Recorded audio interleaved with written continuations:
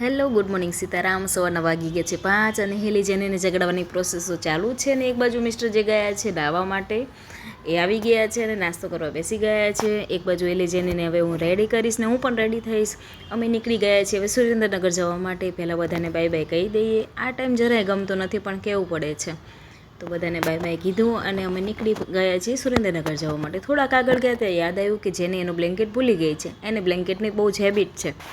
તો અમે પાછા રિટર્ન લેવા માટે આવ્યા અને મારી ભાભી બહાર દેવા માટે ઊભી છે. મારી ભાભી પિયર હતી, સો આ વખત એક વિડીયોમાં એ આવી શકી નથી.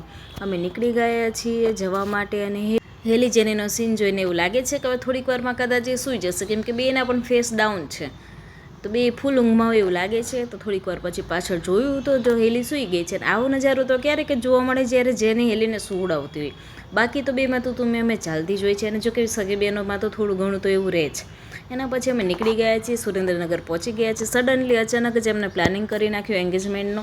તો અમારે પણ કોઈ પણ પ્રિપરેશન વગર અચાનક જ ત્યાં જવાનું થયા. ત્યાં પહોંચ્યા ત્યારે બધા મહેમાનો આવી ગયા હતા અને એક બાજુ આઈસ્ક્રીમ અપાઈ રહ્યો હતો. અને અમારી સૌથી મોટી નણંદ છે જે આઈસ્ક્રીમનો લુફ્ત ઉઠાવે છે, એમનું નામ છે અનુબેન. એના પછી છે મારી બીજી નણંદ દક્ષાબેન ને સૌથી નાની નણંદનું નામ છે ટીનીબેન.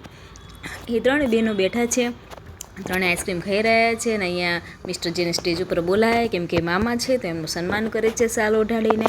એના પછી જમણવાર સ્ટાર્ટ થઈ ગયો હતો અને અમારે મોરબી માટે નીકળવાનું હતું. અમે જલ્દી ડીશ લઈને બેસી ગયા જમવા. એલી જમી રહી છે અને અમે બધા જમીને એની રાહ જોઈને બેઠા છીએ કે ક્યારે એ જમી લે. એ શાંતિથી જમે છે તો થોડોક ટાઈમ લાગે છે.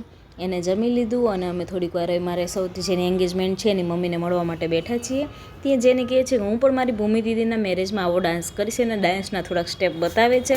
ભૂમિ એટલે મારા સૌથી મોટા નણંદની બેબી છે, એની પણ મેરેજ છે 12મા મહિનામાં, તો એની પણ પ્રિપેરેશન કરીશું. આ બધું પતાવીને બધાને બાય બાય કહીને અમે નીકળી પડ્યા અને થોડીક જ વારમાં 1.5 કલાકમાં અમે મોરબીમાં આવી ગયા. મોરબીમાં આવ્યા અને ઘરે આવ્યા અને સવારના આવી રીતના વહેલા નીકળ્યા હતા, થાક્યા હતા તો ફટોફટ સૂઈ ગયા. તમને મળીશું નેક્સ્ટ વ્લોગમાં. Bye bye, C you, take care.